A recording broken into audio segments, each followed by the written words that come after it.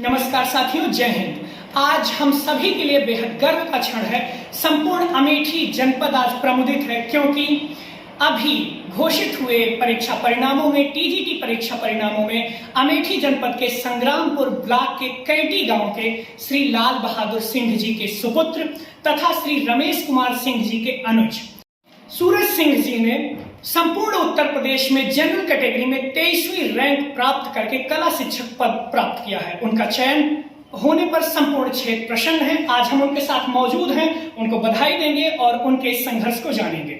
और ये इनकी उपलब्धि इसलिए भी बड़ी है क्योंकि इन्होंने इस उम्र में उपलब्धि प्राप्त की है जब लोग अपने परिवार में इस तरह से रम जाते हैं कि सारी चीजें वो छोड़ चुके होते हैं। हम इनसे मिलेंगे और इनसे जानेंगे। सर्वप्रथम आपको बहुत बहुत बधाई सर। कैसे हैं आप? सर्वप्रथम हम जानना चाहेंगे कि आप हमारे दर्शकों को अपना परिचय बता दें। मेरा नाम सूरज सिंह है और मैं अमेठी जनपद के संग्रामपुर ब्लॉक के कैंटी गांव का निवासी हूं। और मेरे पिताजी का नाम श्री लाल बहादुर सिंह है और मेरे बड़े भैया श्री रमेश कुमार सिंह।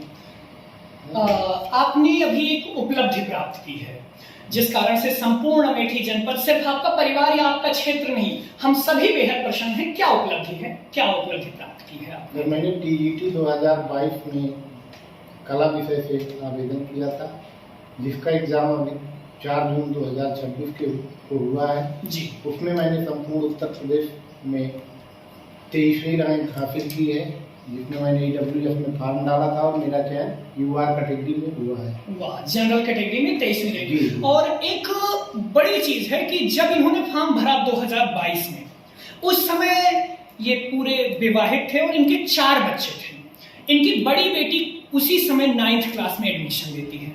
जिस 4 साल इन्होंने तैयारी की, इनकी बड़ी बेटी उसी टाइम पर क्लास 9th पास आउट हुई, 10th पास आउट हुई, 11th पास आउट हुई, 12th पास आउट हुई। और आज पिताजी ने जब ये उपलब्धि प्राप्त की है कि वो टीजीटी कला शिक्षक बने हैं, तब इनकी बेटी ने भी लखनऊ विश्वविद्यालय में BLED कोर्स में EWS कैटेगरी में प्रथम रैंक और जनरल कैटेगरी में 10वीं रैंक प्राप्त करके मान बढ़ाया है हमारे क्षेत्र का। तो ये बड़ा मुश्किल रहा होगा कि परिवार के साथ में इस उम्र में जब लोग सब कुछ छोड़ करके अपने परिवार को संभालने में लग जाते हैं, आपने उस समय में तैयारी शुरू की और ये सब कुछ प्राप्त किया।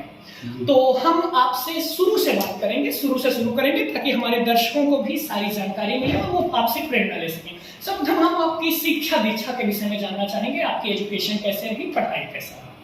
सर, मैंने हाई स्कूल सन 1998 में विज्ञान वर्ग से श्री प्रणवा चंडिका इंटर कॉलेज प्रतापगढ़ से जी 3री श्रेणी में मैंने उत्तीर्ण किया जी हाई स्कूल जी।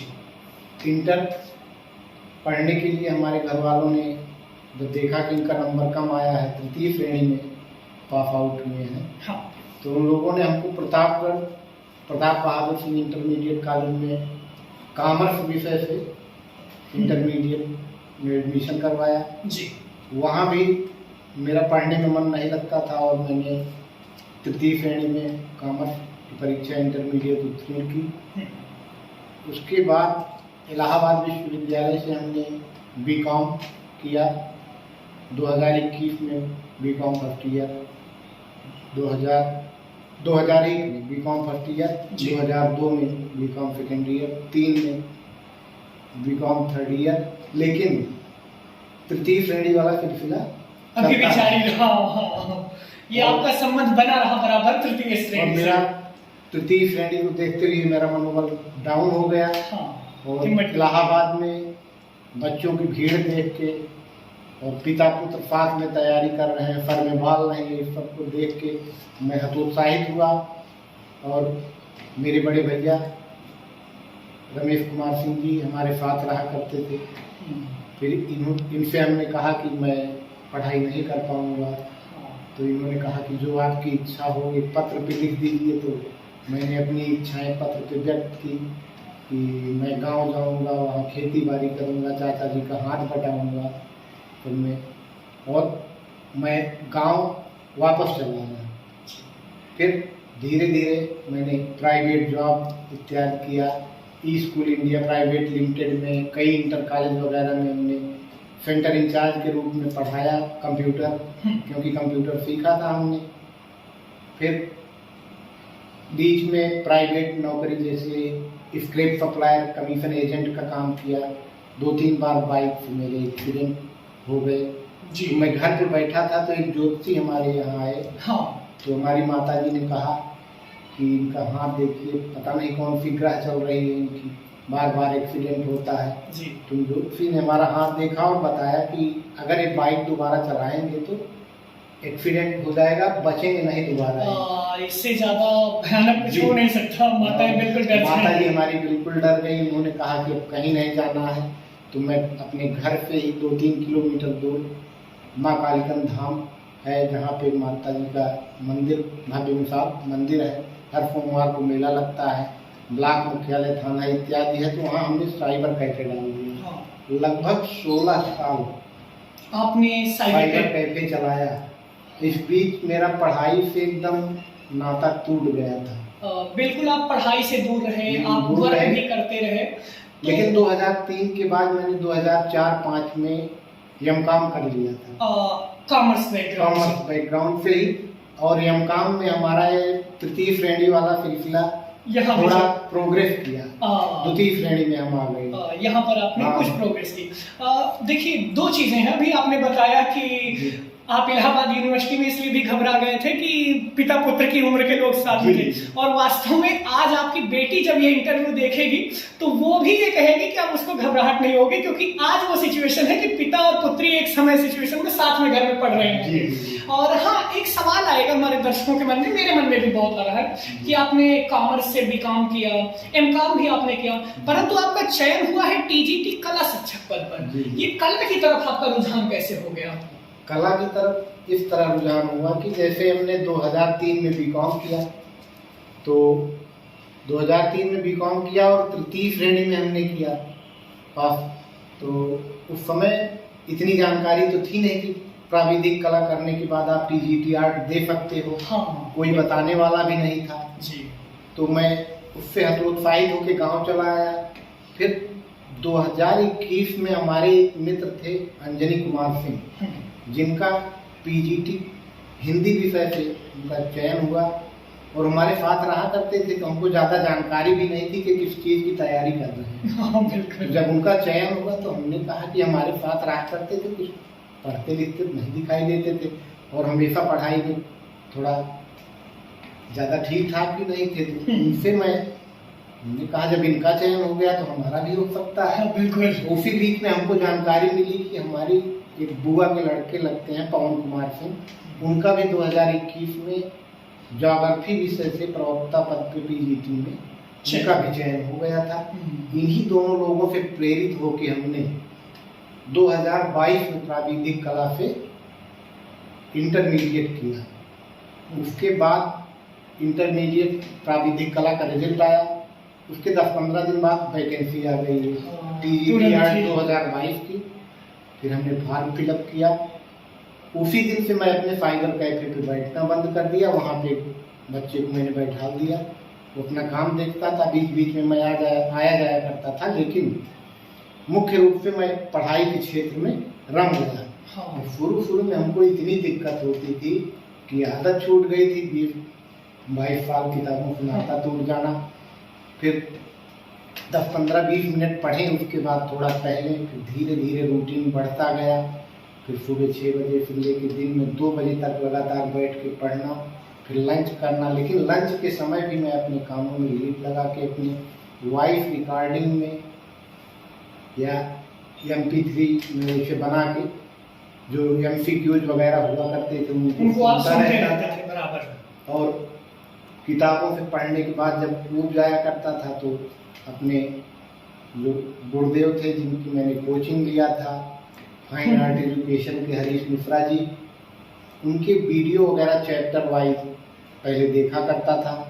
फिर धीरे धीरे उनका रिवीजन नोट्स बनाया। उसके बाद बार बार जो वॉइस रिकॉर्डिंग है उसको सोते हुए कहने का मतलब मेरा अधिकतर समय पुस्तकों में, अपने सर के वीडियो देखने में और वॉइस रिकॉर्डिंग सुनने से, और इसके अलावा उनके मैंने नोट्स बनाए, उसका बार बार रिवीजन करता रहा। इन्हीं सबसे मेरी तैयारी बहुत बेहतर हो गई और डेली का मेरा यही रूटीन था। इसके अलावा मेरे पास और कोई काम नहीं था। एक सवाल आ रहा है मेरे मन में हल्का सा कि आप चूंकि आर्ट के टीचर बने हैं तो आपकी आर्ट तो बड़ी अच्छी रही होगी, हमेशा से आप आर्ट में अच्छे रहे होंगे, हमारे दर्शक भी जानना चाहेंगे। आर्ट अच्छी का मतलब है सर कि मेरा आर्ट विषय तो था नहीं। हाँ। मैंने हाई स्कूल में विज्ञान वर्ग से किया, तो उसमें जैसे अमीबा, पैरामीशियम इत्यादि बनाना, यही सब बनाया करते थे। हाँ। तो उसकी जो वाटर फेडिंग वगैरह कुछ करना ऐसे उसमें करते रहते थे, लेकिन बढ़िया चित्र बनाया करते थे। हाँ। वनस्पति विज्ञान में पेड़ पौधे बनाना, जीव विज्ञान में गौरैया इत्यादि बनाना, ये सब बना दिया करते थे। लेकिन ये 2022 के बाद का जो सिलसिला चला मेरा प्राविधिक कला का, इस समय पढ़ाई के दौरान जब ऊब जाया करता था तो एक चित्रकार हुए हैं अपने यहाँ और लेखक थे रविन्द्रनाथ टैगोर। बिल्कुल, गुरुदेव रविन्द्रनाथ टैगोर जी। हाँ, जब वो कुछ लिखा करते थे तो उनके लिखने में जो अशुद्धियाँ होती थी उसके विलोपन से वो चित्र बना दिया। हाँ। उसी तरह हमारे साथ भी हुआ। तो हम पढ़ते पढ़ते उब गए तो अपनी पेन से कार्टून वगैरह बना दिए। फिर धीरे धीरे प्रैक्टिस करते करते इस समय मेरी आर्ट इतनी बेहतरीन हो गई है कि आप बैठे हैं, आपको साक्षात में बना सकता हूँ। बहुत अच्छे, बिल्कुल। और आपके हाथों जब चित्र मेरा बनेगा तो मुझे बहुत प्राउड फील होगा, क्योंकि उत्तर प्रदेश में टीजीटी कला के शिक्षक जो 23वीं रैंक टॉपर हैं हमारे, वो बनाएंगे। और मैं निस्संदेह चाहूंगा कि कभी मैं आपसे चित्र बनवाऊं। फिलहाल हाँ, एक चीज मैं ये जानना चाहूंगा कि आपने कोचिंग का जिक्र किया कि आपकी तैयारी में कोचिंग का हेल्प लेते रहे, तो ये कोचिंग से आपको किस प्रकार लाभ मिला? मतलब कोचिंग के थ्रू लाभ कैसे मिला? कोचिंग कैसे मदद करती रही? कोचिंग का क्या श्रेय जाता है आपके सिलेक्शन में? कोचिंग का बहुत बड़ा श्रेय है। और मैंने 2022 से जब से पढ़ाई चालू की तब से यूट्यूब पे कई टीचर्स के मैंने वीडियो देखे, क्योंकि जितनी कोचिंग है अक्सर वो वीडियो डाले रहते हैं अपना टॉपिक वाइज कि बच्चे देखें, उनसे प्रभावित हों, उनकी क्लास में। तो कई लोगों से हमने पढ़ा, लेकिन एक 2021 में चयनित हमारे हरीश मिश्रा सर जी हैं टीजीटी आर्ट से, उनका वीडियो एक दिन अचानक हमारे सामने आया। उनका वीडियो देखा मैंने और उससे इतना प्रभावित हुआ उनकी पढ़ाने की शैली से मैं कि उनके चैप्टर वाइज हर चैप्टर के मैंने नोट्स बनाए, सेम टू सेम उनके जैसे डिजिटल बोर्ड पे वो पढ़ाया करते थे उसी तरह मैंने नोट्स बनाया। और हमारा एक 6-7 लोगों का ग्रुप था जी, जिसमें हमारे अग्रज समझिए राजेश मिश्रा जी, वो 2016 से ही टीजीटी कला के विषय में तैयारी किया करते थे। उनसे भी मैं प्रेरित हुआ था कि टीजीटी कला के क्षेत्र में मैं भी भाग डालूंगा, तो उन्हीं से मैं प्रभावित हुआ था। और एक डीपी सिंह थे आजमगढ़ के, बस्ती के आर्यन यादव, इलाहाबाद की तनु पांडे, बनारस के सुनील कुमार सिंह, इतने लोगों का मेरा ग्रुप था जी टेलीग्राम पे। और डेली रात में 10 बजे हम लोग इकट्ठा हो जाया करते थे और अपनी खुद की बनाए हुए लगभग 10,000 प्रश्नों के MCQ की डेली चैप्टर वाइज प्रैक्टिस किया करते थे हम लोग। उसके अलावा हरीश मिश्रा सर के जो MCQ थे उनकी हमने अपने टेलीग्राम पे MCQ बनाई थी, उसको किया करते थे। और इतनी बेहतरीन हमारी लोगों की तैयारी हो गई थी कि अगर पलक झपकी हमारी जीत में हम आ गए तो राजेश मिश्रा जी टॉप कर जाया करते थे, कभी कभी तनु पांडे टॉप कर जाया करती थी, आर्यन यादव, कोई एक दूसरे से कम नहीं था, सभी लोग बेहतर थे। सभी लोग बेहतर थे। बिल्कुल, ये कहा भी जाता है कि संगत का असर पड़ता है, जैसे लोग साथ में रहते हैं वैसा सीखते हैं। चूंकि आपका कोचिंग का योगदान रहा, और सबसे बड़ी चीज है कि ये जो आपका रिजल्ट आया गुरु पूर्णिमा की पूर्व संध्या पर आया, और वास्तव में ये गुरु पूर्णिमा पर आपके कोचिंग के गुरुओं का, अन्य गुरुओं का आशीर्वाद आप स्वयं भी अब गुरु बन गए और सरकारी गुरु बन गए, सरकारी शिक्षक बने। ये आपको प्रेरणा किन लोगों से मिली? आप 1-2 लोगों का नाम बताना चाहेंगे जिनकी वजह से आपको प्रेरणा मिली हो कि आप ये तैयारी करेंगे? मेरी प्रेरणा तो मुझे अंजनी कुमार सिंह जो हिंदी विषय प्रवक्ता के पद पे 2021 में चयनित हुए थे, उनसे, और मेरे बुआ के लड़के पवन कुमार सिंह जो ज्योग्राफी से चयनित हुए हैं, उनसे प्रेरणा मिली। और इसके साथ साथ जो राजेश मिश्रा जी हैं जी उन्होंने ही मुझको बताया था कि आप टीजीटी कला विषय से जी तैयारी प्राविधिक कला करके आप इस क्षेत्र में आ सकते हैं, पेपर दे सकते हैं। क्योंकि मेरा विषय अलग था, कॉमर्स विषय से मैंने पढ़ाई की थी, तो इधर प्राविधिक कला में आना और सहयोग इतना बढ़िया था कि मैंने 2022 में प्राविधिक कला किया और तुरंत वैकेंसी आ गई, ऊपर वाले की कृपा से मौका मिल गया। और लगभग 4 साल लगातार मेहनत करने के बाद मुझे अपनी मंजिल हासिल हुई और हासिल होने के बाद हमको प्रतीत हो रहा था कि अभी ये सब स्वप्न है, बिल्कुल मिला नहीं है लग रहा। ये लेकिन अभी ऊपर वाला जब देता है तो बिल्कुल ये लग रहा है मुझे कि ये वैकेंसी आपके लिए ही आई थी।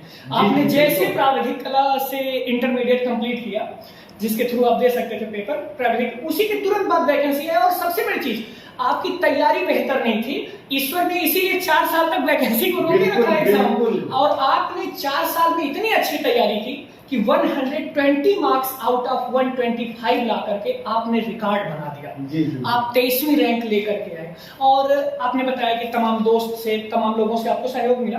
बहुत लोगों की हेल्प मिली होगी, परिवार का भी सहयोग रहा, सब लोगों का। परिवार का तो बहुत सपोर्ट रहा, मेरे परिवार के हर एक सदस्य का। बिल्कुल, बिना परिवार के हो भी नहीं सकता, क्योंकि हाँ इस समय बड़ी दिक्कत आई होगी आपको, क्योंकि आपके 4 बच्चे, पत्नी, संयुक्त परिवार है, बड़े भाई साहब हैं जिनका आपको जिक्र किया आपने कि आपका बड़ा सपोर्ट करते रहे हर चीज में और आप उनसे डरते भी रहे और पूरा परिवार रहा। तो इसमें तैयारी में बहुत मुश्किल होता है, बहुत कठिन होता है। मैं आपसे एक सवाल पूछना चाहूंगा कि आप अपनी सफलता का श्रेय किसे या किन को देना चाहेंगे, किन लोगों को या किसी व्यक्ति को? आपकी सबसे पहले तो मैं अपनी सफलता का श्रेय अपने माता पिता, बड़े भाई और गुरुजनों का और मेन अपनी धर्म पत्नी रुचिता जी को देना चाहता हूँ, क्योंकि उन्होंने 4 साल में अपनी बहुत सारी इच्छाएं मार के मेरा सहयोग किया पढ़ाई में। और बच्चे भी बहुत सपोर्ट किए हैं, हमारे जितने बच्चे हैं कि समझ लीजिए आप, बिटिया हमारी CUT का पेपर इस बार दी है इंटरमीडिएट पास करने के बाद, लेकिन बच्चे अपनी बहुत सारी इच्छाओं का हनन करके मेरे सपने को साकार करने में मदद की है। आँख से आंसू आ गए हमारे। बिल्कुल, मुझे दिख रहा है भावुक भी हो गए हैं। बहुत बड़ा संघर्ष रहा, 43 की एज में आपने सफलता प्राप्त की है, बहुत बड़ी चीज होती है। इस उम्र तक में लोग अपने सपनों को, इच्छाओं को मार करके जैसे रहते हैं उसमें सेटल हो जाते हैं। प्राइवेट जॉब आप करते रहे, उनमें सेटल हो जाना, आपने साइबर कैफे चलाया, जन सुविधा केंद्र रहा आपका, और इन चीजों में आदमी इतना रम जाता है फिर भूल जाता है कि आगे भी कुछ हो सकता है। 4 साल तक इन चीजों को छोड़ करके आपने जो सफलता प्राप्त करने के लिए संघर्ष किया, वो परिवार के सहयोग के बिना हो भी नहीं सकता है। बहुत बड़ा सहयोग रहा। हाँ, तो मैं अंत में आपसे ये पूछना चाहूंगा केवल कि तमाम ऐसे लोग हैं, मैं बहुत सारे ऐसे लोगों को जानता हूं जो जिला टॉपर रहे हैं, high school, intermediate, college topper रहे हैं, स्टेट रैंक होल्डर्स रहे हैं, और वो लोग संघर्षों की वजह से, इतनी मारामारी की वजह से, एक टाइम बाद, और सबसे बड़ी चीज इतने लंबे गैप की वजह से 4 साल में कई लोग हिम्मत हार चुके होंगे और दूसरे कामों में लगे होंगे। उन्होंने सोचा होगा कि अब कौन इतनी प्रिपरेशन करे, तो वो लोग रम जाते हैं और उसी में इतने सेटल हो जाते हैं कि वो ये भूल जाते हैं कि मंजिल अभी दूर है, पड़ाव को मंजिल समझ करके बैठ गए, मंजिल पाई जा सकती है। मुझे याद आती हैं पंक्तियां कि भारत के पूर्व प्रधानमंत्री डॉक्टर अटल बिहारी वाजपेयी जी ने लिखा है, हम पड़ाव को समझे मंजिल, लक्ष्य हुआ आंखों से ओझल। तो ऐसे ही सबके साथ होता है कि वो पड़ाव को मंजिल समझ लेते हैं, कोई प्राइवेट जॉब में रम गया है, कोई। तो आप इन लोगों को क्या प्रेरणा देना चाहेंगे, आप क्या कहना चाहेंगे कि ये लोग क्या करें जीवन में सफलता के लिए? इन दूसरे लोगों को आप क्या संदेश देना चाहेंगे अपनी सफलता से? और आपका संदेश इसलिए महत्वपूर्ण है क्योंकि आपने बताया आप पूरे शिक्षा टाइम में टॉपर स्टूडेंट नहीं रहे, टॉपर नहीं रहे, कभी पढ़ाई में आपका मन भी नहीं लगा, और सबसे बड़ी चीज आपने कॉमर्स से पूरी चीजें की और फिर अचानक आप बदल करके प्राविधिक कला की तरफ आए और आज आप कला के शिक्षक के रूप में हमारे साथ में बैठे हुए हैं। क्या संदेश देना चाहेंगे लोगों को? लोगों को यही संदेश देना चाहते हैं कि मेन तो लोगों को देखना चाहिए कि मेरी ही सफलता देख ली। हाँ, बिल्कुल। मैंने उन दोनों लोगों को, अंजलि जी और पवन कुमार सिंह को प्रेरणा स्रोत बनाया, और इतनी उम्र में 4 बच्चों की जिम्मेदारी को देखते हुए मैंने लगातार रिवीजन करते हुए डेली की डेली चैप्टर वाइज रिवीजन, फिर पूरे MCQ का रिवीजन, और फाइन आर्ट के जो गुरुदेव हरीश मिश्रा जी हैं उनके द्वारा पढ़ाए गए समस्त वीडियो के नोट्स बनाना और उसका लगातार रिवीजन करते रहना, और जितने भी प्रैक्टिस सेट मार्केट में उपलब्ध हैं जी, सबके MCQ को अपनी वॉइस रिकॉर्डिंग में, अब कहने का मतलब आप समझिए लगभग 5,500 प्रश्नों के एक practice set Rakesh Goswami sir के हैं, उसको मैंने अपने वॉइस रिकॉर्डिंग में रिकॉर्ड कर लिया था और 2x की स्पीड में करके बढ़ा के डबल स्पीड में, ताकि जल्दी लगातार 2.5 घंटे में पूरी मोटी किताब खत्म। बिल्कुल इस तरह करके 4 practice set Rakesh Goswami sir के, इसके अलावा चितेरा पब्लिकेशन का 5,500-6,000 क्वेश्चन का प्रैक्टिस सेट, ये सब खत्म कर दिए। और लगातार करते करते एक ऐसा समय आया कि 125 में अगर 125 प्रश्न का हम MCQ दे रहे हैं टेस्ट, तो 100% एक्यूरेसी रहती थी, फिर एक वर्ड नहीं रहता था कि कहाँ गलत है। यही सबको प्रेरणा होती, इतनी उम्र में जब हमने कर दिया तो आप लोग तो बिल्कुल। तो ये वास्तव में आपकी सफलता बहुतों को प्रेरित करेगी, और ये सभी के लिए प्रेरणा स्रोत है आपकी सफलता, कि ये बात है कि इंसान अगर ठान ले तो कुछ भी कर सकता है। ना उम्र आड़े आती है, ना जिम्मेदारियां आड़े आती हैं, सिर्फ हमें ठानने की जरूरत है, रास्ते अपने आप बनते चले जाते हैं। अगर श्री सूरज सिंह जी 43 की एज में TGT शिक्षक बन सकते हैं, तो वो लोग जो अपने जीवन में निराश होकर के बैठे हैं वो भी कुछ भी कर सकते हैं। मैं आपको पुनः बधाई दूंगा, और वास्तव में मैं चाहूंगा कि लोग देखें, जाने, सुने और आपके जीवन से प्रेरणा ले। आपको, आपके पूरे परिवार को और संपूर्ण अमेठी जनपद को ढेरों मंगल कामनाएं। बहुत बहुत धन्यवाद।